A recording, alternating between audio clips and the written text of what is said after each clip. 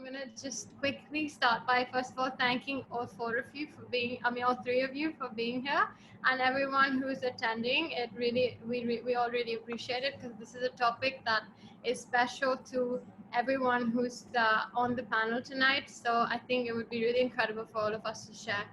Uh, for, for actually Leena, Sujo, and Akshita to share about this passion of theirs and why it's so important for them. But before we begin and before we do that, I think it's only appropriate for me to give a little bit of a background in regards to how this has come together, why we're doing this, and just what is created around the world.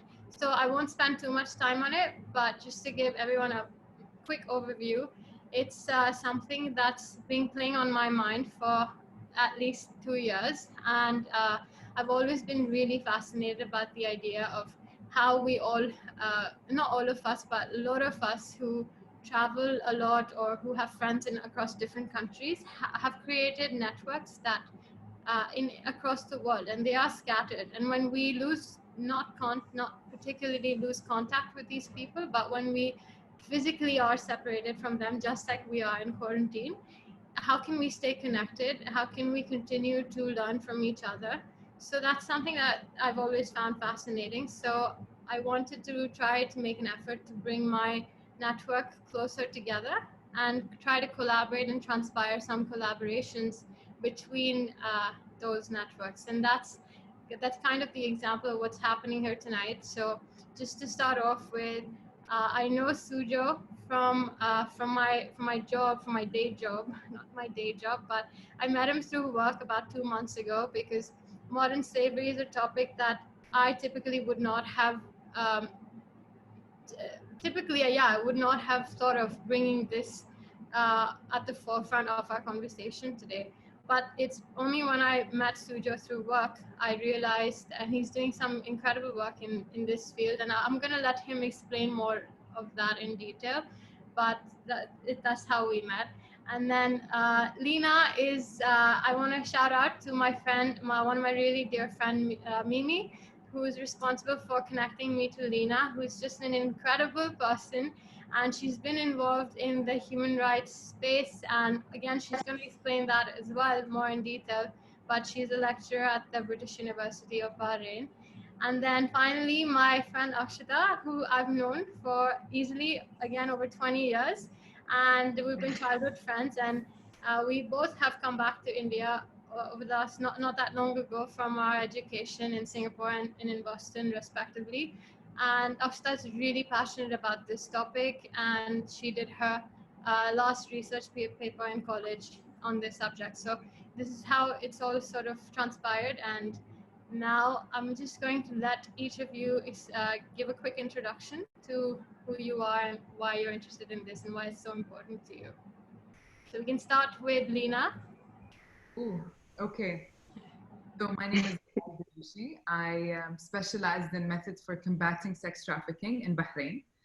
My research basically started in 2013. It started while I was doing my master's, and I remember thinking, I was doing my master's in human rights law, and I remember thinking, what is the one human rights issue or violation that literally is the worst? And I remember just researching, and I noticed that with sex trafficking, it literally included every single violation you could ever imagine is within the framework of sex trafficking. From poverty to abuse to rape to kidnapping to, you name it, they go through it. So I thought, okay, this is not okay. And then the more I started delving into it, I realized that, in Bahrain, we receive a lot of sex trafficking victims. So I thought, I need to know more about this, especially that it takes place in my country. And so that basically started this whole, path towards finding the best way to combat this issue today in 2020. And, I started working at the Ministry of Foreign Affairs. I worked with the Committee for Combating Human Trafficking. Then I started lecturing at back at the time, University of Bahrain. And then I worked in the field at a beautiful, amazing foundation called Bahrain Trust Foundation. And they focus on education, finding, economic solutions to poverty, and to and on what was it? Health was and on education, because with education, we'll talk about this later on. I mean, more about this, but at least you can prevent people from being so gullible to finding these jobs, when it comes to trafficking. And then now I went back to lecturing because I really want to raise more awareness about this. And I remember, I was telling you, Vallabhi, yesterday, that I promised myself that every single student that attends my class will know about human trafficking. Every single student must know about it, and the fact that it takes place in every country in the world, and that it takes place in Bahrain. And that we can do something about it by raising awareness, by understanding what happens, by, just understanding this. Yeah, I think, that's where I'm at right now. No, it actually takes place in every single country in the world, and that's Bahrain, India, Bangladesh. All of these are the obvious ones, but it's really everywhere. But it's a topic that's not discussed, and not a lot of people know about it. And I think that in itself is a massive problem. And I really hope we get into that, and you both, Sujo and Leena, are able to share your insights into that. So. Sujo, can you tell us a little bit about yourself and your background as well? Because you have a very interesting story, and I think everyone would be fascinated to hear that as well. Thank you, Vallabhi, and hi to everyone, especially on the panel and those tuned in. For those who've tuned in, it's a topic that not everyone usually is interested. The fact that you dial in means that you're passionate about this. And judging by the age and the audience who are friends of Vallabhi and Leena, I could tell that it's mostly millennials. And I'm very excited about millennials because this is your generation is called the justice generation. So this is a cause that really rallies and resonates with this generation. So if at all there's an opportunity to solve some of these big problems in the world, it truly is the mandate of this justice generation. So I'm excited about all of you. That's especially the ones who are watching us and hearing us. And I'm sure many of you have done your own initiatives. I see someone who's dialed in. She used to work for me. She's Manisha, and Manisha is one who, even from her college days in Delhi, she told me how interested she was with this topic. So the problem of modern slavery is such: once you see it, you cannot unsee it. And once you hear about this, you can't pretend that you're not aware of this problem. So hopefully today with what we talk about, it'll shine some light. So how I was drawn into this is a very crazy story. I won't go into much details, but so I used to live in New York. I now live in Dallas, but I used to live in New York, and I was working, chasing the American dream when 9/11 happens. So I get caught up in that tragedy, and I used to work in the building, and I was one of the last guys to be pulled out of the debris. So I was physically rescued. So that totally changed my path, put me on a totally different path. From a business world, I wanted to do something very different. I got into motivational speaking. And through that journey, I started, meeting people. I had a platform of speaking, so I started meeting people on one end, and the other end, I was getting exposed to the problems of our times around the world. And so initially it was causes like education and building water wells. And some of that stuff I would talk about on social media. The fact that stuff that I was able to see and what I felt that the world would do. And seeing one of those posts, a friend of mine in Delhi said, "You need to come and see the red light district." So I was like, cool. I was actually supporting a education project in Delhi at that time. And so I decided to go there and see the red light district for myself. And for those who are familiar with New Delhi, I know Vallabhi, you're from there. Right in the heart of the city is this place called Connaught Place. And that place has been built from the British times. And there's this one street called GB Road, which is a mile and a half in length, and thousands of sex workers there. And when I stepped out the car, I feel a darkness that I'd never experienced before. And I was in for literally the shock of my life, but it was almost a time where my eyes would be open. So I was led through the by lanes and lanes, and I saw women literally kept in cells and cages. You've heard me right. Cells and cages. That's not stuff that you just read about or you see on television or in a movie. It actually is there, physically there. So the first emotion that hit me as a man was I was angry at men that cause this to women. And the first time when I went there, realizing that we are going to meet women, I had bought hundreds of roses, and I started handing out these roses to these girls. And these girls had never got a rose before. But then one of them pulled me and said, "If you really care for me, get me out of here." And I'm thinking, how do I get these people out of here? This place is run by the mafia. It's a very dangerous place. And by the way, for those who are tuned in, the red light districts of the world is not just the sex trafficking that goes on there. All the bad deeds of the day and the night happens there. So that's where the drug mafia operates out of. That's where the hitmen operate from. So it's a very dangerous place. All this industry is very connected. So in that moment, as I'm trying to take this all in, I'm thinking, why am I here? I feel something very common with those girls. You know, post that experience of 9/11, where I was trapped and pulled out, I'm very claustrophobic. So in that moment, I felt like, although I'm a man, I can identify with these women.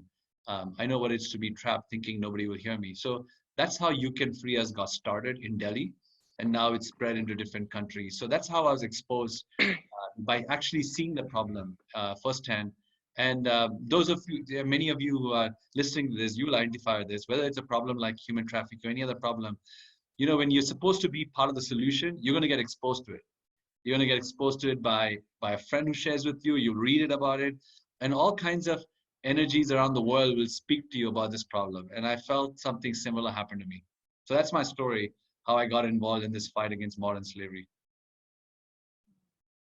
That's really interesting because I mean what you said about energies, and I think Akshita and I talk about this sometimes, but like it's something we at a young age are still exploring. But Leena, you have a lot to share about energies, and I think that's a topic for another day itself. But anyway, um, Paul, do you want to go for explaining what is it that really ignited your passion on this subject? Absolutely. So I was doing university in Singapore where I was studying public relations and media. And for one of my final modules, they gave us a relatively vast area of topics that we could choose to do a research on. And so I literally picked up human trafficking with no background knowledge of the subject. It was completely new to me. And mind you, I've lived in India from when I was born till when I was 16 years or 17 years old myself. And so I picked up the topic just basically out of interest. And when I started researching the statistics, the numbers, the amount of trafficking that was happening within the country that I belong to, that I no longer, of course, at that point lived in, but belong to, much like Leena referred to earlier, really, really struck me. And along with that, I am half Nepalese as well. And one of the, again, forefront countries in a situation like human trafficking, particularly when you get into sex trafficking, is between Nepal and India. And just when I watched a couple of documentaries, much like, again, what Sujo said about women that have women's living conditions on GB Road, when I watched these documentaries, like sitting in a remote country far away, my skin literally crawled. And I mean, I was horrified completely with the way the conditions of these women, children, men, what they had to go through, the manipulation, everything involved in getting them to where they are, their life choices, how they're taken advantage of. It was just so saddening to me. And ironically, something that I had never heard being discussed. It had never been discussed to me while I lived in India for that long. So it was, I mean, it really got me going in terms of curiosity and deeper understanding. But also, I mean, having discussions like this is, the best way to bring a subject like this to the forefront. So I'm so happy to be co-moderating this with you.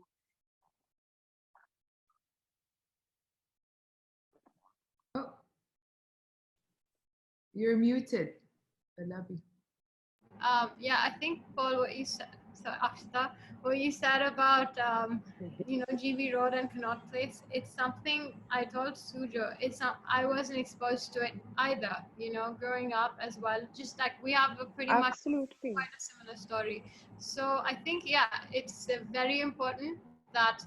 I think before you address the problem, I think the biggest thing is you need to identify that there is a problem.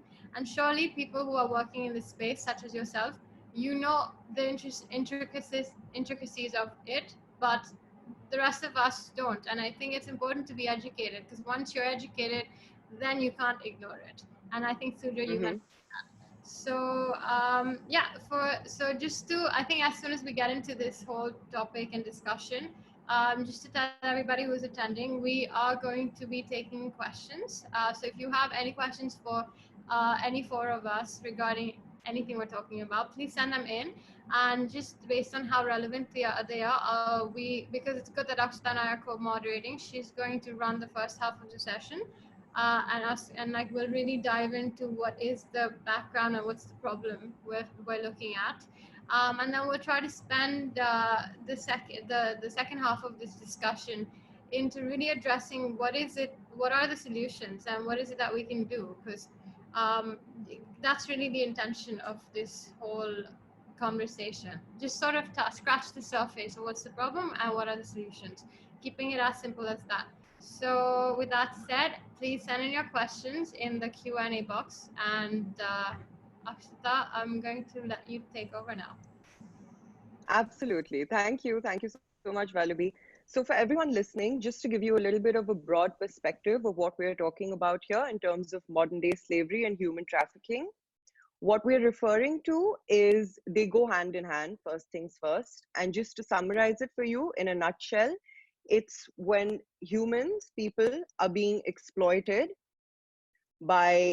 for various reasons for by force, by manipulation, by just complete taking advantage of somebody's vulnerabilities. Human trafficking in and modern day slavery go hand in hand with being, the communities that kind of are affected by it mostly are very vulnerable communities, and when they are exploited in various ways. So when you look at things like forced labor, when you look at things like child slavery, when you look at migrant workers, daily wagers, people living below the poverty line, that in itself is a human rights and therefore human modern day slavery problem. It's a violation, and it really is at the root cause of a lot of things that we see day to day and we become almost normalized to, such as domestic help.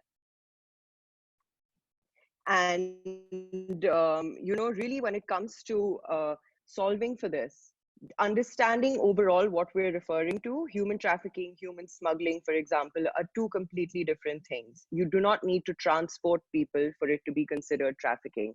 It's trafficking if they're being exploited. And I'm sure Sujo and Leena will be able to give us a lot of understanding into their definitions of the work they do in terms of human rights and human trafficking, modern day slavery overall as well. So we'd love to hear from you all. Sujo, do you want to go ahead? You're muted though. Sujo, just unmute yourself. Yeah. All right. So y'all can hear me, right? So modern slavery is kind of an umbrella word, and human trafficking is part of it. I prefer to use modern slavery, and modern slavery as a terminology, it became really more prevalent in the UK, and even in the United States, they usually use the word human trafficking. So a lot of laws have the name trafficking, but Theresa May, who was the prime minister of the UK, a lot of credit goes to her for actually really bringing this issue to the forefront in a lot of geopolitical situations. I mean, the United States every year comes up with TIPS report, trafficking in persons report.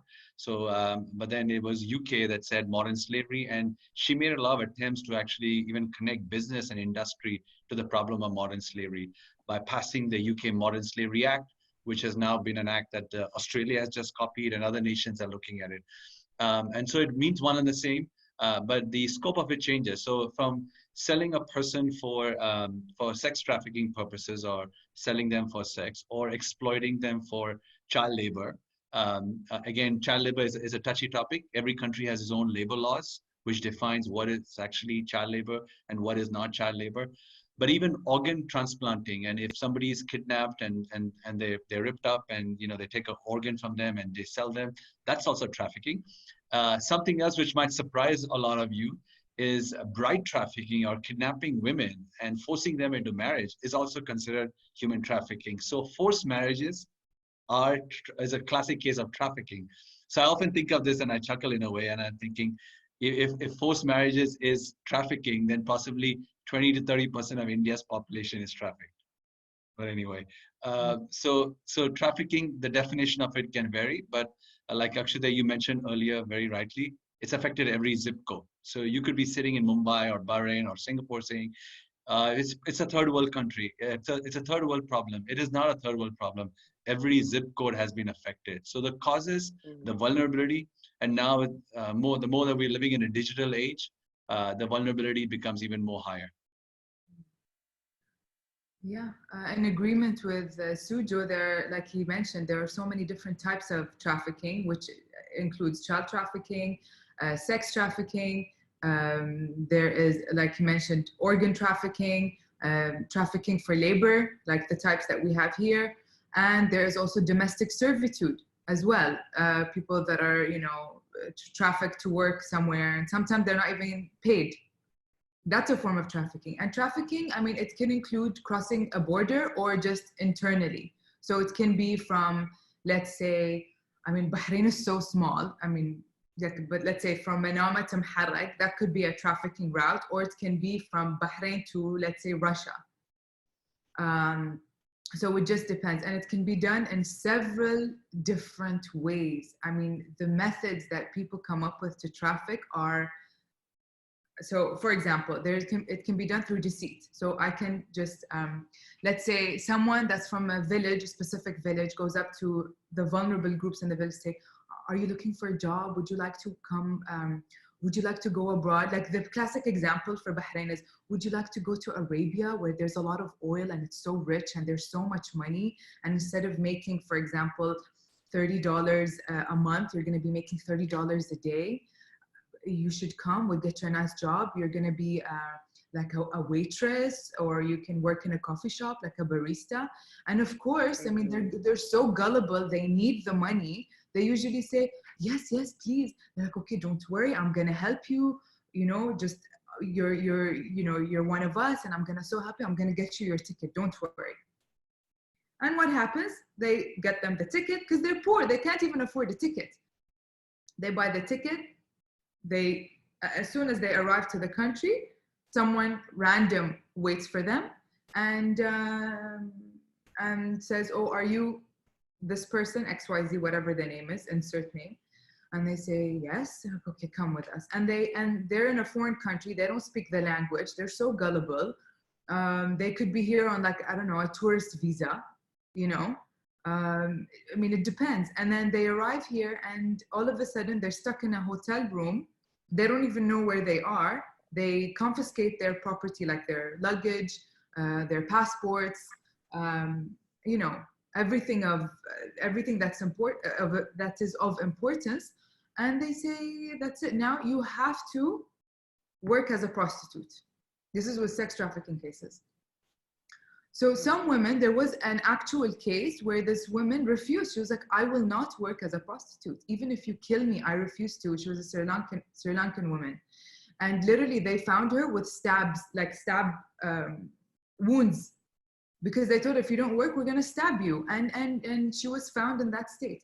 Other women are so afraid for their life, they freeze and they feel like the only way out is okay, I have to do what they tell me, or else I'm not gonna survive this. There are, I mean, oh God, the scenarios are endless. There were cases where they say, okay, they blackmail them, because a lot of the people that come, especially from specific villages, they're pretty conservative people, you know? So they sometimes they tell them, if you don't do this work, then I'm gonna tell your whole family that this is what you do.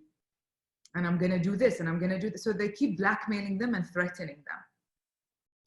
Then another type is, there was a case in Moldova, for example, where they literally just kidnap the girls, like kidnap them and force them into prostitution. And then there was another case, and I remember reading this, an Armenian case specifically, where this man recruited this lady who was already poor. She was struggling. She was working as a housekeeper. She was barely making ends meet. And he played the role of Romeo, basically. And literally telling her, you know, you're going to have the best life. And they fell in love. They fell in love. And he said, oh, dear, I'm going to take you on a trip and we can go celebrate. And, you know, he promised he would take her to Greece. But then somehow they ended up in Dubai. He's like, oh, pit stop, like we're gonna go for just a few days just to enjoy, to surprise. So she goes into the apartment. So he rented an apartment, and he says, oh dear, I'm just gonna go get a few things and I'll come back. Okay, just wait for me, stay put, unpack. Then what happens? They hear a knock on the door. She hears a knock on the door. And who is it? She opens it, and literally these men out of nowhere come up to her and say, you're our property now. What? No, my fiance just left. What do you mean I'm your property? My fiance was just here. And literally that is one of the ways that people use now to traffic as well. And then she's forced into prostitution. So the thing is, with sex trafficking and prostitution and modern day slavery, I mean, it's so hard because you don't know, like you said in the beginning, Vallabhi, we need to define what each one means. With prostitution, when you are in contact, or you see a prostitute, or you think of a prostitute, or you hear the word prostitute, the first thing you think of, oh, this is what she wants to do. Usually, they like this. I mean, no one told her to get into this. But how do you differentiate today between a sex trafficked individual and a prostitute? You don't know. It's so hard.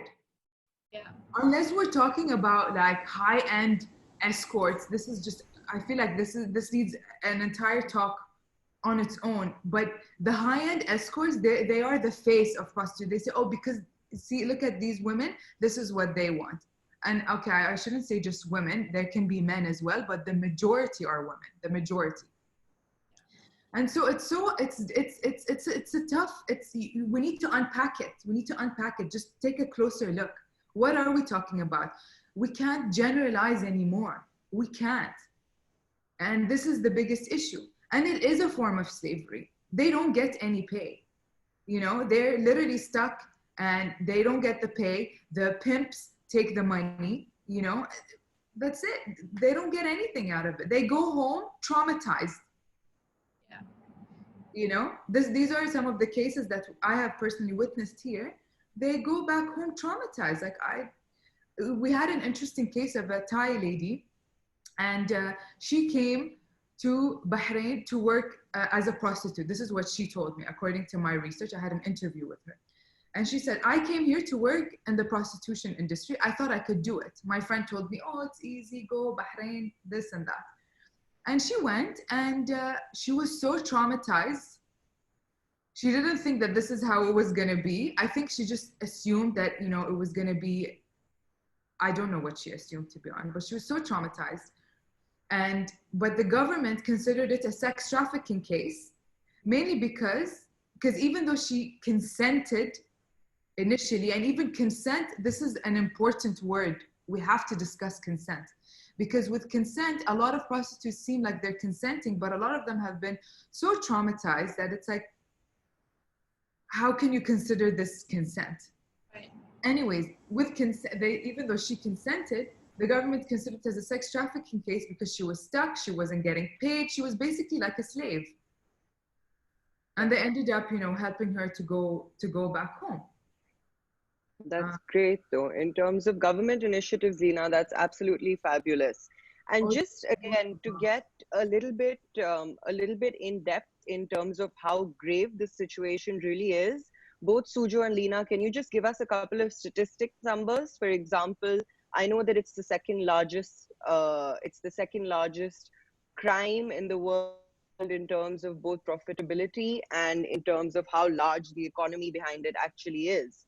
First, of course, being drugs and arms and ammunition, following which modern day slavery and human trafficking takes a very close second.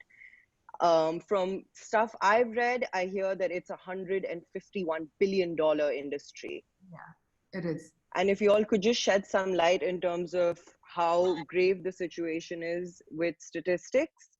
Sure. So when I started You Can Free Us in 2000, so it's almost 2010, it's almost 10 years. It was a $32 billion industry. Now you're right. The conservative estimate, it's a $150 billion industry. So in the last 10 years, you do the math, it's gone up by 5 times. And we can talk about later about the reasons why there's been this incredible growth in this. Number-wise, there are the good estimate about this, a decent estimate is close to 40 million people, almost 40 to 41 million people in slavery. So I tell people, think of it. If you're living in Mumbai, that's almost twice the population of New York, of Mumbai city. If you're living in New York City, it's almost 4 to 5 times the population of New York City. That's in slavery. And it's kind of crazy, right? You would think we're living in 2020, slavery should be done away with. In the Western world, people say, didn't the emancipation take care of the slavery? I'm like, no, it's actually, there's more people now in slavery than the heights of the transatlantic slave trade.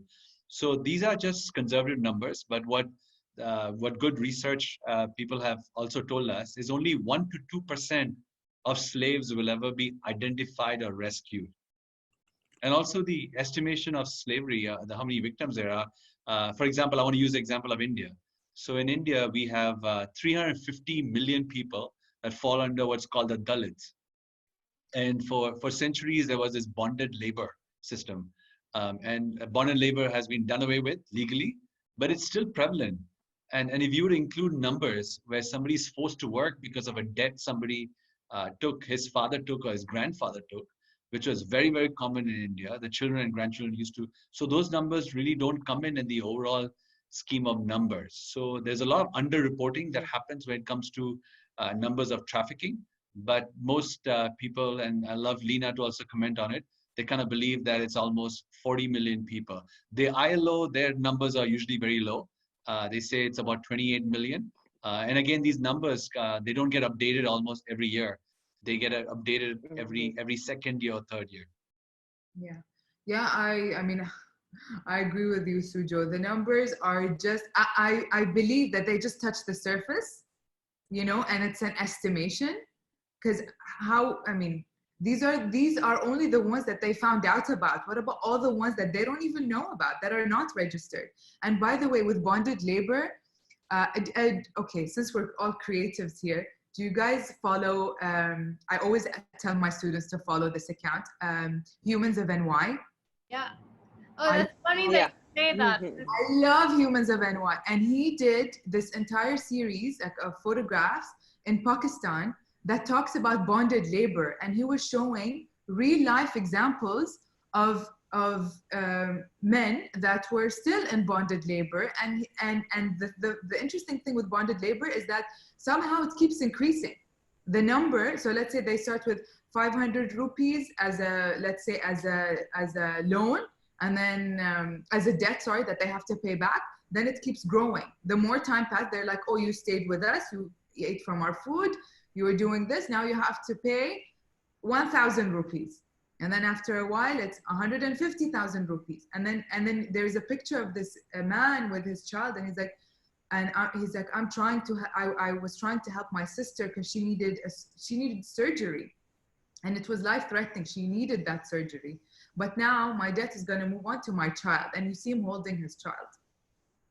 So it still continues today. And what else did I? It's also really important for us to realize that with the topic being slightly COVID related, that all of these numbers that we're discussing now, these are the stats we've got.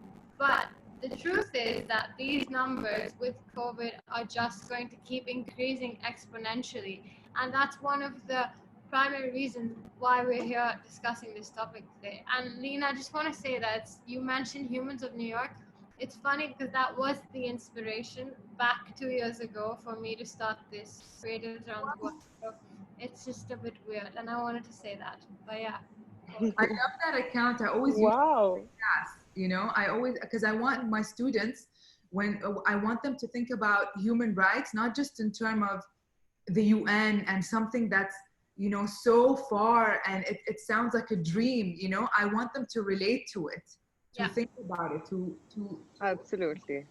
Numbers, I want to add one more thing since we're talking about numbers. So we're all familiar with the carbon footprint. Similarly, there is a concept now, the slavery footprint, which the Global Slavery Index has studied and released. What that means is, if you're middle class and above, there's 50 slaves working for each one of us. So when you think of that, that'll give you an idea about the scope of this problem, how big it is. So then you ask me, give me a product. Women, the makeup, the gloss that's on your makeup, some of that comes from the mines of Mm-hmm. Jharkhand, where there's actually forced child labor involved. When it comes to cell phones or even laptops and iPads that we're using on this call, there are components in the chips that comes from mines in DPR Congo. And we all know about the cocoa industry. We know about the clothing industry. So slavery has touched all of us. And I want to repeat that again. Think of this. If you're middle class and above, there's 50 people working for you as slaves, whether it's creating products for you or they might be giving you some form of service, either in the service industry or in the manufacturing industry. So in the UK, for example, a lot of people are kidnapped and forced to work in car washes. We have a work in the UK. You can free us has a base in the UK, and that's one of the very active places where people are forced to work. In some parts is agriculture. So when you think of agriculture, or for example, a nail salon, or if you want to think of sex trafficking, you might say, well, I don't go to the red light district. How does a slave work for you? Well, if you're buying some products touched by slavery, G20 countries, which is the developed countries and a few other developing countries of the world put together called G20 countries. G20 countries alone consume some $354 billion worth of goods and services that could be touched by slavery. So you see there's a demand. So the demand is actually what drives one part of trafficking numbers really high. And so the demand has to be choked in different ways, morally, socioeconomic ways to drive the demand down will probably solve this problem. I would also like to add to that out of the 150 billion that is, the profits of human trafficking, 99 billion is from sex trafficking. Correct. 99 billion. That's huge. Yeah. That's a major, major chunk of it. Again, going back to sex trafficking, I'd like to refer to this documentary I watched on Vice recently called The Forgotten Ones. And it was primarily about women being trafficked from Nepal, particularly into India. And one of the statistics, again, that I heard during the documentary that absolutely horrified me, that ties back to what Sujo just mentioned on a global scale, is that within the last 5 years, the number of women being trafficked has grown by over 500%. And what I also would like to, have a little bit more understanding on, of course, from both you, Sujo and Leena, is how has COVID how do you predict? I mean, of course, we don't have any actual data or real data, but how do you predict COVID and, the complete economic despair that COVID has currently caused will inflate these numbers in the coming future? Is that something that you all have had discussions about? Is it something that's being talked about, thought about? You want to go, Leena, first, and I can come back? I mean, I think it will probably dramatically increase, because if people can't find jobs and they're trying to make ends meet, they're going to be more gullible to other opportunities, to find a better state of living, especially because a lot of people rely on leaving their homes and working a day job in order to gain an income. But now, because of the quarantine and the COVID and whatnot, how will they be able to make ends meet? Yeah. True. I want to also add to that and say, when I first, my world is this fight against trafficking. So when this COVID happened, I remember a friend of mine, she mentioned to me saying, think of the girls in the red light district, at least now their bodies are going to get a break. Yeah. And that thought really, really hit me that, wow, these women are actually going to get a break. Then it also hit me that, what about their stomachs? And so that was my first thought when COVID hit, when she mentioned this to me, saying these women who are forced to see 30 to 40 men a night, their bodies are actually getting a break. Just the thought itself, we shouldn't even be having those thoughts like that. Now, talking about the problems that COVID has caused is a lot of this. Let's look at migrant labor, right? So a lot of these migrant labor, look at their conditions, what's happening even in India, the way they have been having to go back to their villages and what's happening to them on their way there. Similar thing happening, Leena, in the Middle East, where the Middle Eastern countries have told countries like India, Pakistan, Bangladesh, take your people. Right now, India is bringing literally thousands and millions of people by ships and by planes to bring these people back. So what's going to happen to these people that are coming back who've lost jobs? Like Leena said, they're going to look for any opportunity to find a job. Think of this. If you're working in the hospitality sector, and we all know that a lot of resorts are not coming back, hotels are not going to come back, a lot of bars are not going to come back. So what happens to all these people that work in that sector? Now, they will be willing to take more risk. If someone comes to them and lures them and says, you know, you lost your job, but I have an opportunity for you here in this city, they might look at it as an opportunity. That's one. The sad thing that's also happening is, and I can say this more with India, and really breaks my heart this is happening. One of the things of COVID that I think really shaken me to the core is how India treats migrant laborers. I know it's bothered everyone, all of you who's watching this. It's really, really bothered me. How could this country ignore the fact that there's literally millions of people that service, they make the dream houses for everybody in Mumbai. They make your dream houses in New Delhi. And how could the government not realize that these people, and yesterday I saw some videos of people from Bihar literally taking their cell phones and begging their chief minister, and most of them we know they come from Orissa, Bengal, and they come from Bihar, and they are in all these other affluent countries. So they're begging to their chief minister saying, please, please, we're going to die here. When we're trying to walk, they're beating up with sticks. Wow. So labor laws have to be relooked at. And you know, if you are actually if you are actually disrupting the way labor law is, and if you're disrupting in some shape or form, I think that is borderline slavery. A sad part is, as these migrant laborers are leaving these different states across India, several states just in the last couple of days have actually relaxed their labor laws. And if you Google it, you'll find it. Several states in India have relaxed their labor laws just so that it makes it easier for industry to absorb. For example, a couple of states said, well, you may not need sufficient restrooms anymore, or you know, stuff like that, just to make it easier on business. I understand business is going to get really challenged with losing labor. So when everything comes back and there's a demand for labor, there's going to be an influx of possibly new workers that's going to come into the cities, and they're going to be exploited. So I'm very nervous about this problem post-COVID. The vulnerability is going to increase because of poverty.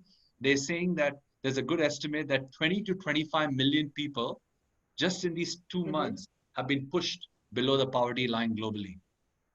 Think of this. We all trying to fight poverty, right? The call of this generation is also fight poverty. Just because of COVID, 20 to 25 million people have been pushed into poverty. And so what happens to those people? They have to survive. They're going to look for every opportunity to feed their families. So it's not looking good. Post-COVID, COVID has actually pushed us back. It's almost like I felt like it's all the work that we have done and nonprofits all over the world have done. It's almost like it was riding on sand. And a wave of COVID came and just took off everything that was written on sand. So it's really heartbreaking to think of what could happen. And so it's good conversations like this is happening. We need more voices in this fight. I don't know if you guys know this. I was in a symposium put together by the UK government a couple of years ago, and this is statistics from 2 years ago. They said there's only some 375 nonprofits globally fighting modern slavery. Think of this.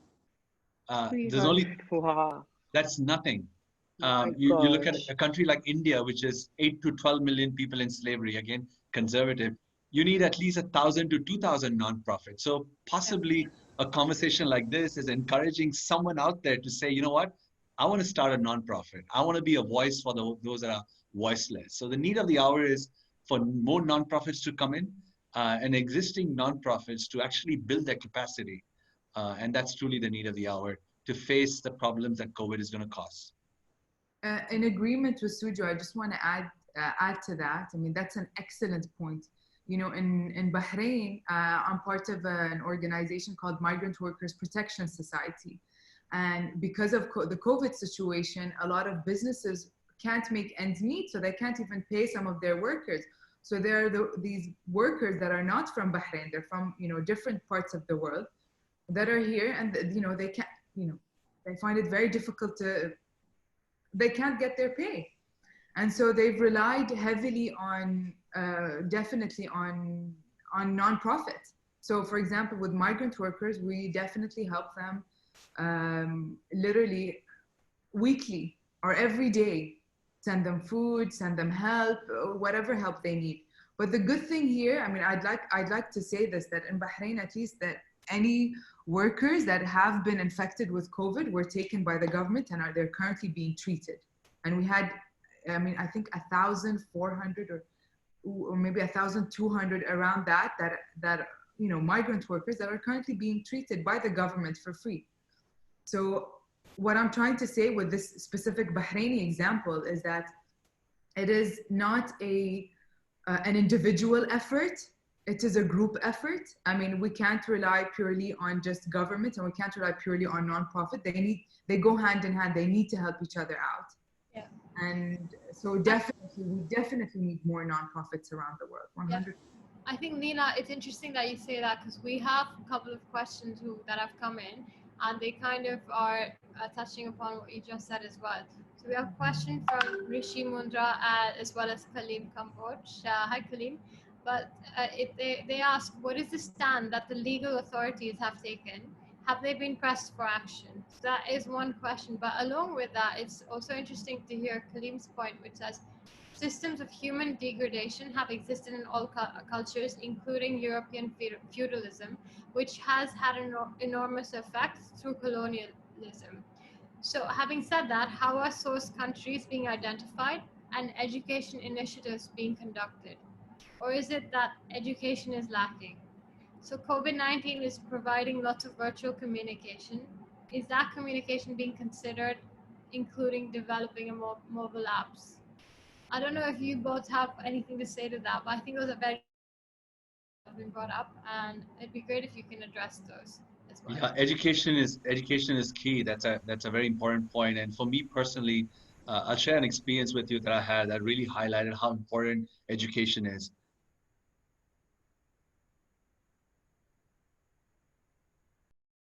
Chasing us out because it was a good day for them in a way, and for the pimps, there were like 15 to 20 of these young boys, 16 to 17-year-olds.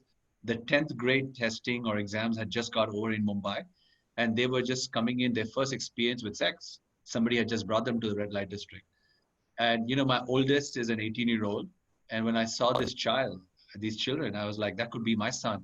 It just broke me. And I remember coming back to my hotel last night saying, wow, these kids had no idea that they are going to be the fresh wave of customers or consumers. And then a lot of them, they thought that sex was very glamorous, like this they see on internet pornography. They had no idea that the red light district is as dark and evil as it is. And they want to leave, and it's too late. The pimps won't let them go. So that night, as I was lying on my bed in my hotel, I realized that the only way to really fight this problem of slavery is to choke the demand. And how do you choke the demand? Many ways to choke the demand. One of the ways is for our society to raise a generation of young men that will respect and honor women. If you can do that, a lot of social problems of our world just goes away. So what happened post that experience, and it took me 4 years to develop this, we did focus studies with kids all over the world. We did focus studies with kids in America, in Canada, in the UK, and in India, asking them questions on vulnerability and the exposure to slavery, stuff they see on social media, stuff they see on internet, have they been solicited before? And post all of that experience that we had with focus studies with kids and diving into the problem, we finished a curriculum project called Libertas, which is actually a curriculum for anywhere from 7th grade to 12th grade. And that is a curriculum that you can get on our website. But there's a PDF form. If you get a hold of me on social media, I like to send that on a PDF form during this COVID times. It's a 365-page detailed book, very colorful, very interactive. We are trying to raise money for the digital platform so you can go digital all over the world. And we are working with the UN. We are working with schools all over the world to introduce this in schools so that we can educate boys and girls on this problem.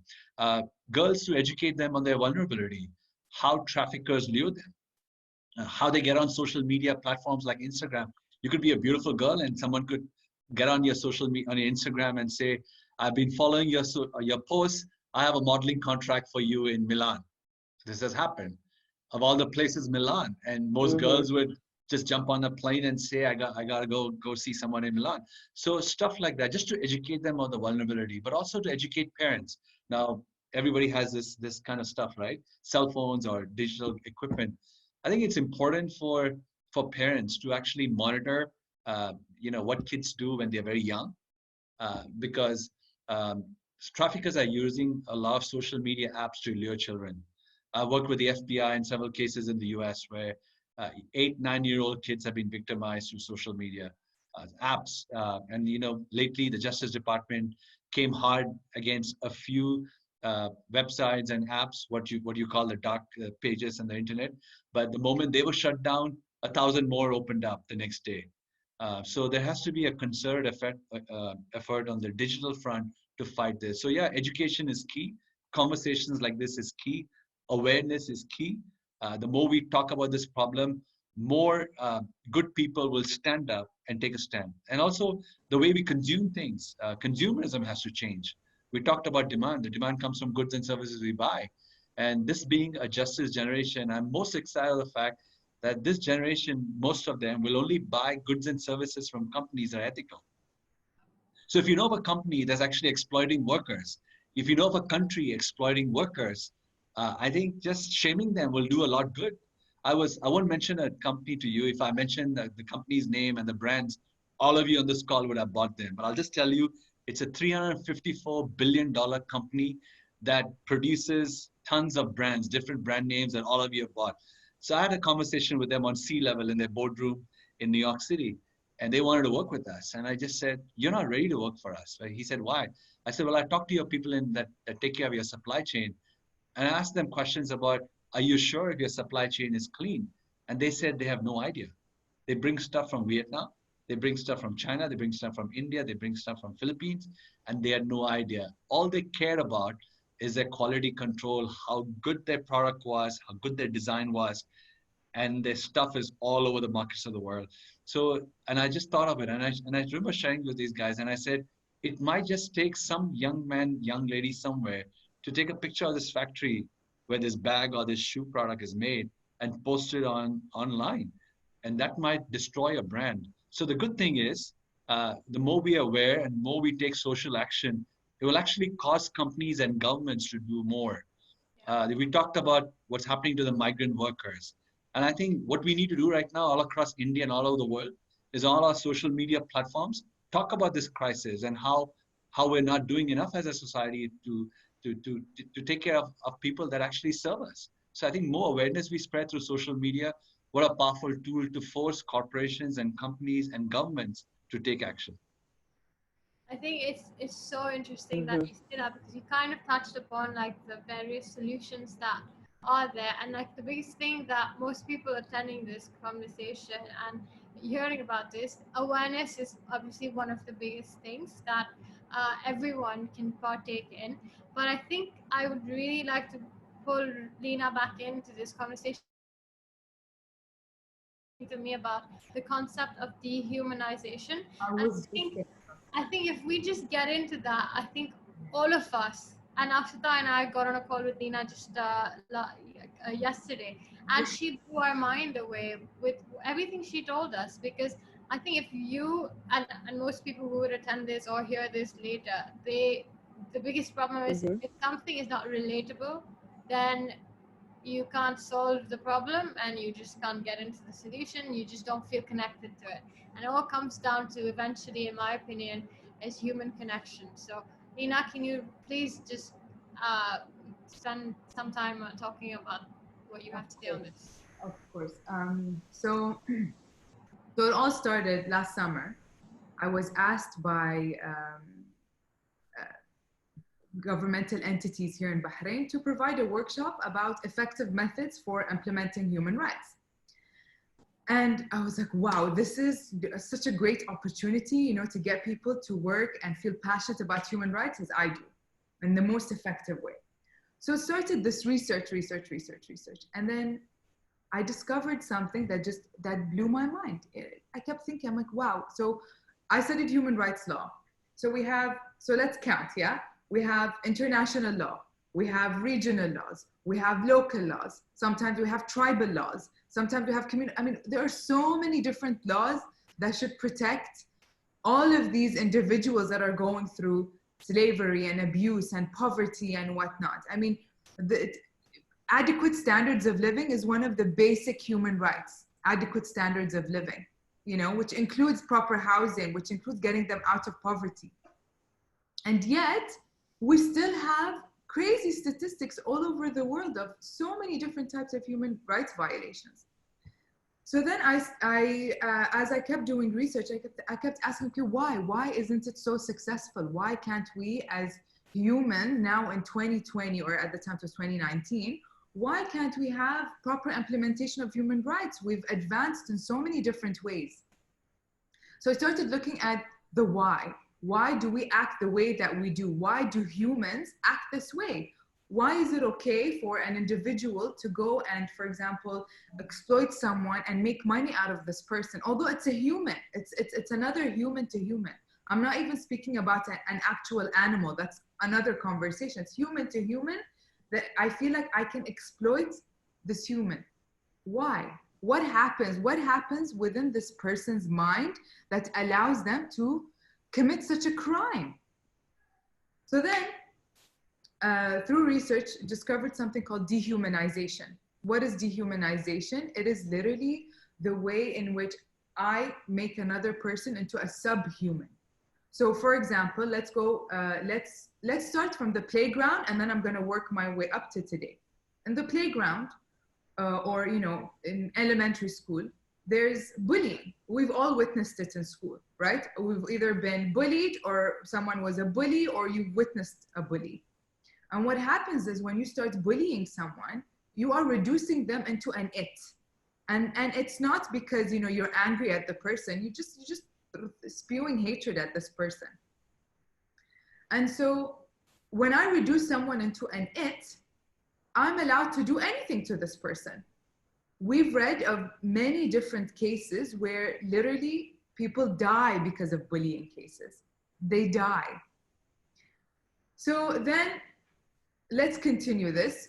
When we speak about genocide, how is bullying connected to genocide? In genocide, if you look at the history of genocide, what are the terms, what is the language that has been used to reduce a group into an it? And so, for example, in Germany, what they named, the Jews, for example, they named them vermin. In Rwanda, the Hutus named the Tutsis cockroaches. In Cambodia, they named, the targeted group worms. In America, they named the Native Americans savages. And I can go on. Armenians were named dogs. So in each and every example that I'm providing, what do you do with cockroaches? You destroy them. What do you do with vermin? You destroy. That's it. This is what you do with it. And so it makes it okay to attack this person. Okay. Why? Because what happens in the brain is when you don't view someone as a human, or when you reduce them to an it, the part of the brain that lights up for connection, for compassion towards someone, doesn't light up. So me looking at someone that I called a cockroach and me looking at a table has the same feeling. If a table broke, it broke. You know what I mean? I'm not gonna cry over a table. It's okay. Yeah. Same thing. And so if your brain doesn't light up for it, so it boils down to connection. If I can't connect with this person, any person, if I can't view them as my equal, if I can't empathize with them, then we have a serious problem. And this is the basis on which genocides have taken place around the world. And so in my class, what I try to get my students to do is to connect bullying with genocide and tell them, okay, what does it mean to be a bully? And we try to create also a safe space within the classroom. So Sujo, I'm so excited to read what you have created, because I may adopt some of the stuff in the classroom. But what I currently do is I get them to connect the dots. So I tell them, okay, there's a circle written by Dan Owen, if I'm not mistaken, and he created something called the bullying circle. I can share it with you guys later. And he shows all the different people that are involved in this. And this is relatable to usually most problems. So you have the bullied person in the middle, and then you have the bully, and then you have an active participant. So for example, they didn't start the bullying, but they were actively participating. They saw it, they're like, oh yeah, let's join on the fun. And then you have bystanders, and then you have people that want to interfere, but they don't. You have so many different types of people. but all of them get affected mentally, all of them. So people think, okay, if I'm just gonna act like nothing is happening right now, it's okay. I'm just gonna ignore what's happening. I can't interfere. What can I do? I'll just look away. They're bystanders. And what happens is later on in life, there are statistics and research that has been done that prove that such individuals are also equally affected by it. For example, with bystanders, they can be affected by alcohol and drug use. They have mental health problems, depression and anxiety. I mean, all of this, and these are individuals that did not take part in the bullying. So imagine the individuals that are bullied, the effects are endless. Mental illness, some of them get to suicide, and then with the bullied, the people that are doing the bullying, they get affected because they set a trajectory within their lives where they start bullying other individuals, like their children, their spouses. They get in problem with the law and whatnot. And so what I'm trying to show you with this example that starts within our own lives. So the thing is, just for us to understand, when it comes to sex trafficking, for example, here in Bahrain, it's very hidden. We don't see it. It's a hidden thing. I mean, and everywhere in the world, usually it is hidden. You rarely see it, out in the open. And with a lot, yeah. And so, but then with this, if you set the standard from a very young age, you create a safe space and say, okay, this is not okay. If you see something that is really, that is messed up, do something. I'm not saying, for example, if you see a stabbing happening, I'm not saying, throw yourselves, to help the person. If you can't, just call someone, call on help, call the police, just as long as you act. And it can be just a small thing that you do that makes all the difference in the world. So in that, in the bullying circle, the last part is the person that actually says, stop, this is not okay. And this is how we want to grow up to be, to say, stop, this is not okay. This is not acceptable. Just because I am not in this person's shoes. For me, the reason why I relate is because I'm a woman, first and foremost, I'm a woman. Before I'm Bahraini, before I'm Muslim, before I'm before I'm a teacher, whatever labels I have, I'm a woman. I can't imagine giving my body to everyone. I can't. So I relate on that level. It's something, so my body is sacred to me. I decide who to share it with, not with everyone. And so, and going back to, I just really want to touch on this. Well, now we understood what dehumanization does. It's literally your body your physical body reacting. So it's literally, if you don't train yourself, your body is just going to immediately react, say, okay, I don't relate to this. And so there's a researcher named Lasana Harris. He currently works at the University College London, and he did a study. He took MRIs and brain scans, of what happens when individuals in London look at homeless people. And because there are so many homeless people, the brain, the part that I said lights up for compassion, doesn't light up. So literally, to them, a homeless individual is the same as the sidewalk, part of the sidewalk. And that is heartbreaking. That's a person. You don't even know that person could have been the most successful, business owner out there. And all of a sudden, life hit hard. And so your brain doesn't react. So we have to be, awareness is key and language is key. What are the words that we use? It starts with language. So I tell my students, I'm like, what are some dehumanizing language that you have heard growing up or that you consistently hear today? Share it. You have a safe space in the classroom.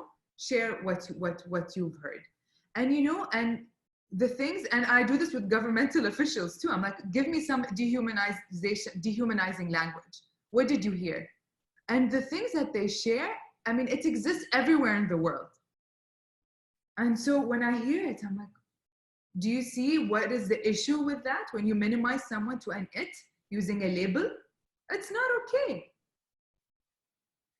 And if we were to begin, thinking of making a real change, it starts with us. It really starts with us, the language that we use and the way that we connect with others, regardless of their nationality, their religion, the labels that were provided. It starts with the language that we use. That's how your brain can help you connect to them even more. Leena, it's so interesting that you say that, because I just want to quickly read a quote, because that's exactly what you just said. I'm going to read partially what the quote says, and it is that maybe slavery has been with us for centuries because of the inclination to maintain economic systems geared more toward commodifying human existence than developing its spiritual, creative, or scientific potentials.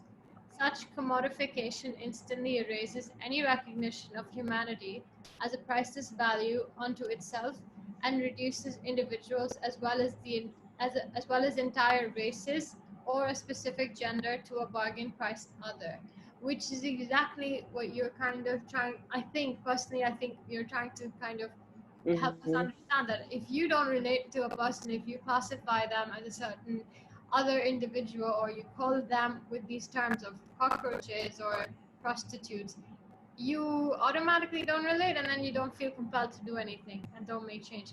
And I think something I want to share personally is that I got interested in this topic obviously because of my job, as I mentioned before, and that happened because I moved to Mumbai 2 months ago, and then I happened to visit the safe house that's been created by Sujo's foundation, You Can Free Us. And over there, it was the first time. So, of course, I also knew about, it's back in my head. I'm like, yeah, I know modern slavery. You know, if you're going to London Heathrow Airport, you're going to JFK, which is where I traveled. You see these in the toilets. There are these, like when you're sitting on the toilet. I'm sorry to like bring this up, but on the screen it says, "Do you know modern slavery still exists?" I always wondered, like, what are they talking about? But I never bothered to like go and research it more because it wasn't something I related with, and I didn't have the time for it. Then I went to Mumbai and I saw the safe house and I saw the girls. I actually met with them, spent about 3 or 4 hours with them, and that's really when I got it's that's really when I was able to connect with with these girls, and it's heartbreaking once you. So Leena, I mean, Sujo, there's so much to be discussed, and I'm really sad yet again because this happened last week as well. We were out of time. These are such interesting topics that need so much that we're literally just scratching the surface. I think in terms of what you said, what you provided as solutions is dehumanization relating to people is one. Also creating economic opportunities for these women so that they don't feel compelled, because at the end of the day, most of them are falling into this trap in the hope of a better future. And so if knowing Mm-hmm. all of that, what can we do? And I think there's a lot of things that we can do, but the problem is that we don't think we can help. And I think understanding how we, and most of the people who are attending this conversation, we come from a privileged background. And what is it that we can do is something we need to start thinking about. And I know you both can touch upon what we can do. And I think I'd love for you both to get into a little bit more tangibly what is it that we can do to help. And then perhaps we might need to take this conversation outside of this Zoom discussion, and we'll take it further. But if you can expand on that, that would be really good for all of us. Sujo, do you want to go ahead? Sure, sure. Okay. Yeah, it's been a great conversation so far. Thank you, Vallabhi, and thank you, Akshita. So everybody can do something. And first of all, from the demand perspective, I would say buy goods and services from companies that are ethical. Look it up. I'm actually working on a business strategy to actually for globally for everybody to have a kind of a standard. So you look at a product and you see like you have an eco-friendly label on it. So how can we have a slavery-free label on products? So that's something that I've been lately working on. So the world needs that. Few industries have it. Not every industry have it. So do your research on brands that you're most. If I would ask you a question like, what's your favorite brand? And somebody might say Zara, then look up what does Zara do? How transparent are they in their labor practices? If you say your favorite brand is Gucci, then look up what Gucci does. So in that way, a little research during this COVID times, the time that we have, might help you. That's one, buy safe. Then secondly, be aware of this problem. Earlier it was mentioned, when you see something, speak up for it. Speak up always for the underdog. Speak up for that which is right. And then thirdly, come be part of a nonprofit. I welcome you to come and join us. If you're in Mumbai, come find us. We have safe houses here in India. We have an operation in the UK. If you're in UK, we have an operation in Poland. We're in the US, we're in Canada. So find a nonprofit somewhere that you can align with. Maybe you have a creative gift that you can bring a nonprofit. Maybe it's financial resources. You could say, I want to sponsor a victim of human trafficking. So what we do is we go rescue girls from the red light district and we rehabilitate them. They stay in our safe houses for 2 years. We do life skills, give them psychological treatment, physical treatment, and then we help them re-enter society with giving them jobs. But we also rescue children who are victims of child labor. And then the goal then is to find sponsors that will educate their kids. So we can have a lot of ideals and we want to see a lot of things done right. But the thing is, it costs money. Yeah. So beyond just a like on social media, so this is sometimes that bothers many people like me on the nonprofit world. It's very easy to like a post on social media, but it takes guts to have your skin in the game. Do something about it beyond tagging someone on this post or liking a post or commenting on it. Let this be a generation that takes action. Otherwise, it will be said of us that this was a problem of the times and this generation went to sleep over it. Mm-hmm. Oh, thank you, Sujo. That's beautiful. I'm so excited to, join you. So what we're doing here at the British University of Bahrain. So when I teach human rights, I usually give them an assignment, and I have different students that are from different specializations. And I try to explain to them that with human rights, it's not limited to just law or just the UN or something that's so far and distant, and foreign. It's a way of life. So I try to explain that to them. And so what do I do with the assignment given? I ask them to come up with tangible solutions for a specific problem. So every time we have an issue, like I think of an issue, we have a theme, like, okay, find a specific solution from your own major. So what can you do with this? Just to show them that we need each other. Like I was telling you guys last night. Yeah. As humans, we are interdependent. We are not independent. We need each other, and that's okay. I mean, this is how we're born. So, and we're hardwired for connection, as Brené Brown says. We're born like that. And so one of my brilliant students came up with this amazing idea. It's an app. It's an application, but it's also like a networking platform where, because in Bahrain, the biggest issue that we face in Bahrain is that we are a receiving country. So we receive a lot of trafficking victims, excuse me. And so what can we do to prevent it? Now, the thing is, everyone has a smartphone. Everyone has a smartphone. It's no longer just, a super luxury. Everyone has one. And so at least now through this app, what my brilliant student came up with was that what they could do is they could look up where they're going to be working. So this, and by the way, this needs the help of governments as well. This is not something that can be done individually.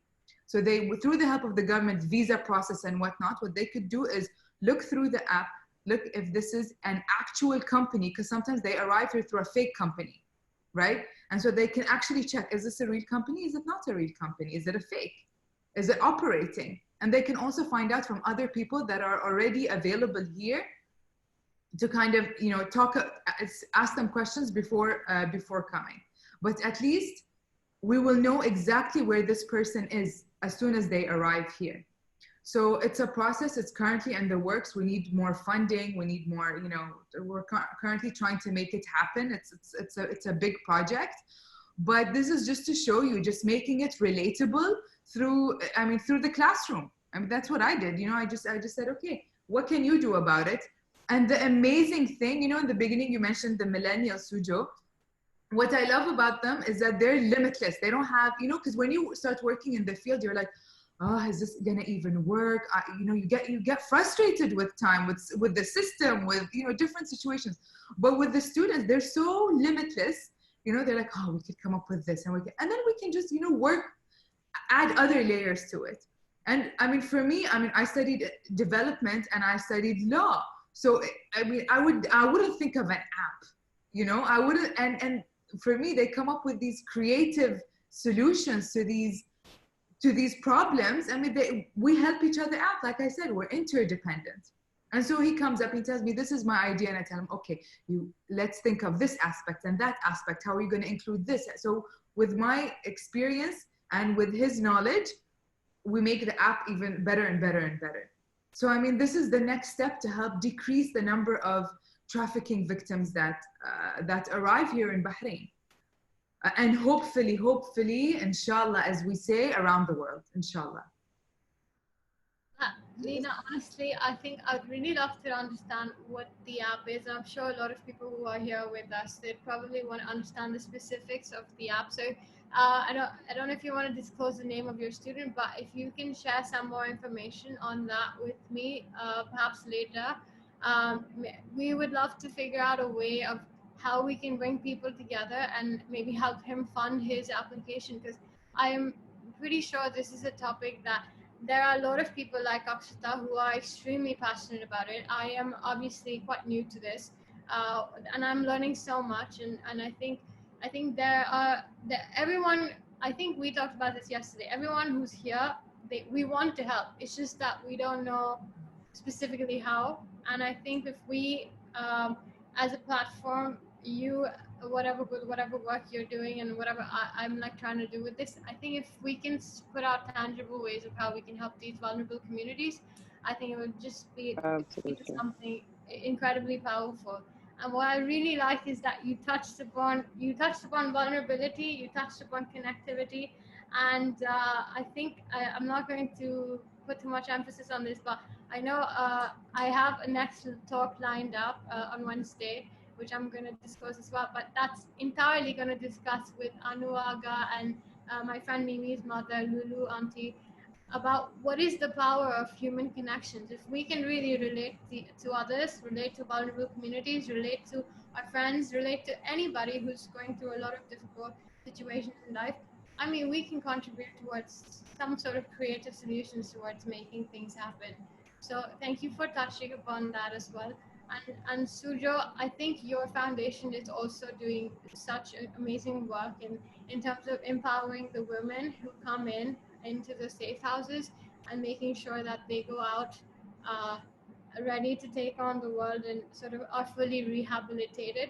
So if you want to just also share some final thoughts, because we are running late on time as well, but I think it's okay if you can really share what the girls are doing and all of their entrepreneurial efforts. How can we help?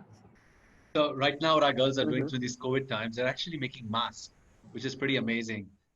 So they're taking masks to the red light district. So the amazing part of helping these girls are the ones that receive help. It's fascinating. In this last 1 year, we've hired 2 of the girls.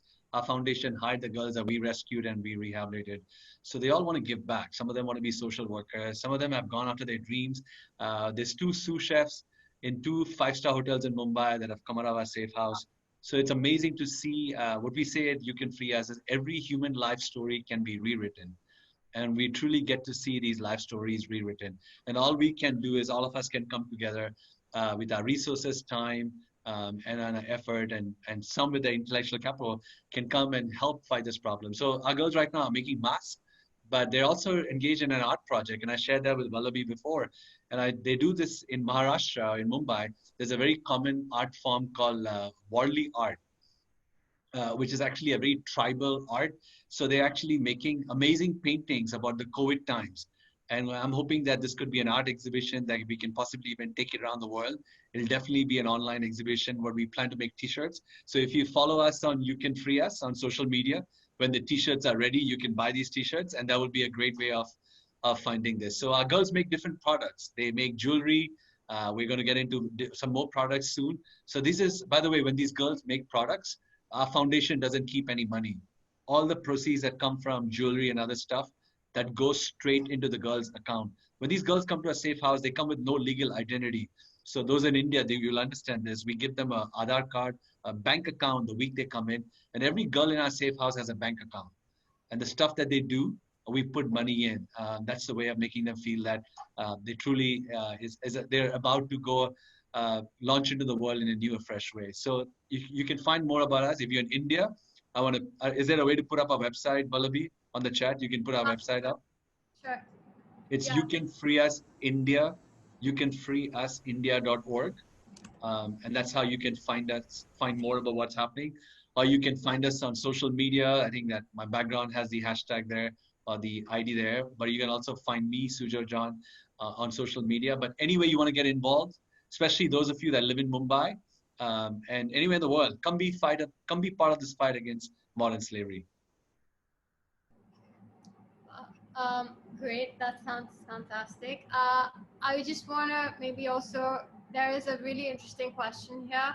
There's two interesting questions. I think I just want to put it out there so that we can maybe address it, unlike last time. This is from Kaleem Kamboj, who is my professor from Parsons, who was here last week. But he says, why is it that historically we think this way? And how did these ideas come to be accepted and applied all around the world? Chattel property slavery was initiated with Columbus and uniquely a colonial construct for economic exploitation. 18th century British law considered women property, and during most of the American history, women's lives in most states were circumscribed by common laws brought to North America by English colonists. These marriage and property laws, or covertures, stipulated that a married woman did not have a separate legal existence from her husband. A married woman or femme convert was a dependent, like an underage child or a slave, and could not own property in her own name or control her own earnings except under very specific circumstances. When a husband died, his wife could not be the guardian to their underage children. Widows did have the right to a right of dower, a right to property law they brought into the marriage, as well as to life usage of 1/3 of their husband's estate. So I think he's given some context into what's happened, but why do you think historically this problem has surfaced? So, because I think knowing Kaleem, I would understand that if you really start attacking the root cause of any problem, you're more likely sort of to go towards coming and understanding solutions better. So is there anything that the two of you or Akshita you'd like to say about this?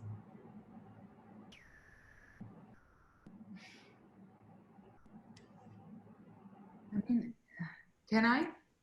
Sure, please go ahead. So in regards to, yeah, go ahead.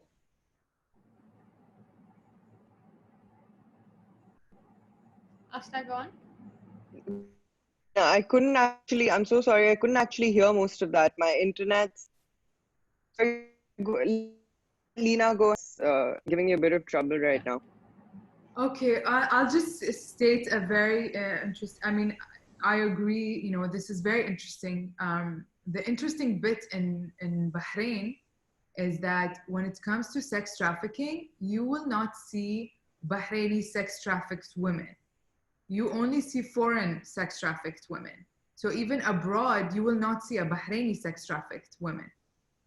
You know, I mean, I just want to put it out there. It's just, it's so interesting because the history definitely differs. But will you see certain Bahraini prostitutes? Very minimal numbers, but they do exist. And I mean, this is something we didn't get into in the beginning, and maybe I'll briefly touch upon it. Yeah. Actually, but not the historical perspective. I want to talk about the psychological perspective. In 1994, if I'm not mistaken, Sweden changed their laws to, okay, so in law, there are 4 different types of laws that are related to prostitution, right? So there's complete legalization, there's criminalization, there is partial decriminalization, and there is legalization. Did I mention that? Legalization. So 4 different types. And so the Swedish model basically decided to not criminalize the prostitute. So the prostitute is considered completely innocent from any charges, unlike the full-on criminalization type, like Kenya, for example, considered prostitution is a crime against the law, okay? But with Sweden, they decided to only criminalize the buyer. So this is targeting the demand. So they criminalized the buyer. Why did they do that? Because they stated that the reason these women are in this specific situation is because they discovered through various, actually I compared different researches as well from all over the world.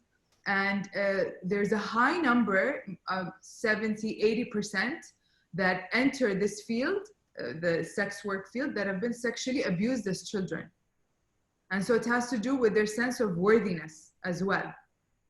And they believe that this reflects, the law must reflect the reality.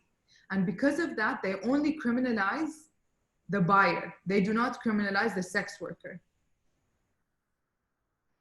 And so, and because of that, listen to this, when it comes to sex trafficking cases, when they compared statistics between 2002 and 2007, 500 to 700 sex trafficking cases were found from 2002 to 2007, In comparison to Finland, that had, I think, 15,000 to 17,000 sex trafficking cases.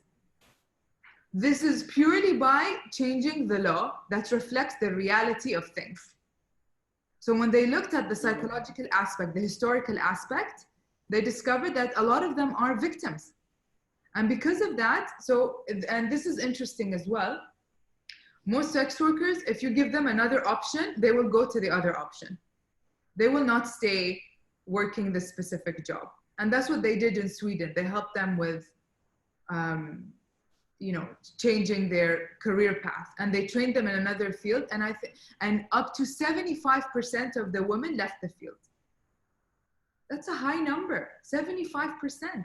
Yeah. So this is looking at the historical, the psychological aspect. But maybe Sujo, I don't know if you have any. Yeah, so Professor Karim brought a great point. And I always say that history should serve as a lesson for us to do right what's been wrong before. And so when you look at all these, whether it's feudalism and all that, I feel like we're now living in an exciting time. I'm an optimist to realize, and all of you, I know you are an optimist, to realize that this generation, more than any other generation, is more aware of global problems, has more resources to fight these problems than any generation before. So society has progressed all over the world. Every society has progressed. So when you talk about problems in the past, whether it's how the Native Americans were treated, or feudalism in Europe, or in India with sati and women, yeah, there were problems in the past, but the good part now is that those are all done away with. Society has overall progressed. Religion, which drives a lot of conversation on social issues, almost every world religion has progressed, and they're not living in the dark ages. That has led to evolution on how human behavior. So that's the exciting part of how we have progressed, education awareness. Secondly, the very important point on this is there's hardly any country in the world right now where slavery is legal. Slavery is illegal, period, globally. So as most countries have passed laws, again, Leena touched on laws. Some countries have good laws, some countries have bad laws. Some countries have laws, but the enforcers, the police and the cops, they're not aware of the laws. So there's a lot of loopholes in laws. There's loopholes on how aware law enforcement is on those laws. But so those are things that society can work together. But overall, I'm optimistic. I don't want to leave this conversation painting the dark picture of how dark it is, or even looking back in the world. Let's look at the problem right now and look at all these people, 25 people who spend an hour and a half because they care of this problem. Can you imagine the potential in each of the voices that's behind this call? Even those who dialed in, you have access to capital, you have access to connections, you have access to creativity, you have access to ideas that can go solve the problem. So how can we all come together and create an ecosystem that fights a problem so big? Not one person can do it alone, The government cannot do it alone, and Leena touched on that before. It takes all of us to come and contribute. So the question I want to leave, and I'll wrap up, is what can you bring to the table? And think of it. If there's something that you can bring to this table in this fight against modern slavery, if so, we're all part of the solution. I agree wholeheartedly, Sujo. Thank you for that. And I think, I really do believe that it really starts with you as a person, how you view others, how you, you start raising awareness within your own circles. It starts with that. And then it just, it's like a ripple effect. And a ripple effect is never underestimate the ripple effect. If I start talking about the dehumanization aspect of the brain, then people will be more aware of their own, the own terms that they use or what they hear. When people are provided with this information in a tangible way, like when I tell my students, what did you hear that was, that didn't sit well with you? What did you experience? How did you feel when you heard that? It becomes personal. And so then they refuse to, because they felt it, they don't want to inflict that pain on others. And it starts with the self. It really starts with the self. And then, and we forget, and I was telling you this last night, that we forget that we're all humans at the end of the day. Government officials are humans, nonprofits are humans, these victims are humans, we are humans. So what do we have in common that we can, help to alleviate each other? Instead of looking at the differences, and the labels and what we, who we are. It starts with this important connection. I wanna end it on that note. Look at yourself, look at what you're thinking and the words that you use. And then trust me, you'll get so creative with your solutions. And the solutions are not only up to government officials and only nonprofits. Look at my wonderful students. His name is Ahmed, by the way, Ahmed Mbarak. He's wonderful. And my students are brilliant. There are also a lot of other solutions that they came up with to help nonprofits in Bahrain. This is just because I opened it up to them. I said, here's an assignment. You're going to be graded on this. Find me some solutions. They came up, they're brilliant. They just needed the opportunity to actually look at the issue. I'm really proud of my students, really.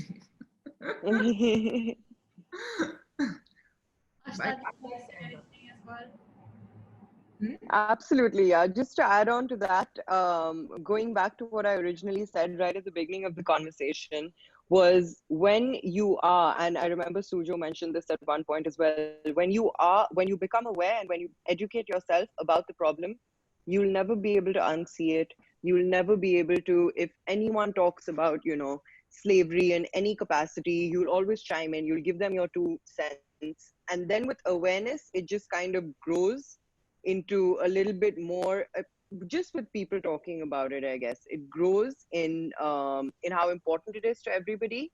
People become more aware and familiar with the topic, with the problem at hand. And then that just eventually leads to more people and more minds coming together for a solution. As simple as that. I mean, we'd like to hope so. Yeah, I think we've discussed such incredible things, and we've literally yet again scratched the surface of this massive problem. I think really it comes down to what values we inherit within us as individuals, and like what is it that we share with our friends, with our family, how much awareness we raise. So I think there's a lot of action that we can all take. And I'm so grateful, Sujo, Leena, Akshita, all that we're talking about this, because I'm telling you, Akshita has been passionate about this subject. She's spent months researching it, and even when she talks about it today, it's like you can see like with what it meant. And Leena as well. Last night I heard you speak on this subject. I was blown away. Sujo, your entire life's mission is like revolved around being a catalyst for change and bringing justice for all the people that you can. So I think I'm really grateful that you're all here, and I think we're gonna after this conversation we're gonna try and brainstorm ways of some tangible ways that we can maybe try to educate our friends. Ashtana will try to do that. How is it that we can educate our friends and really try to fund your students' project and also try to come up with ways of collaboration for You Can Free Us and all the girls, like all the entrepreneurial projects that they're taking on. So I'd like to end on that, and also I'm really, really very appreciative of all of the people who are still out here today, because obviously, one more time, this is the second roundtable we've done, and we've gone into an hour 40 minutes yet again, and I think next time we're just gonna say sorry, the topics we're discussing, they're quite deep and they're powerful. So we are in here for the long discussion. So I'd like to end on that, and thank you so much, everyone, for just being a part of this discussion. And I hope we can take it forward as well. Thank you. Stay safe, everyone. Great. Thank you so much. Thank you. Thank you.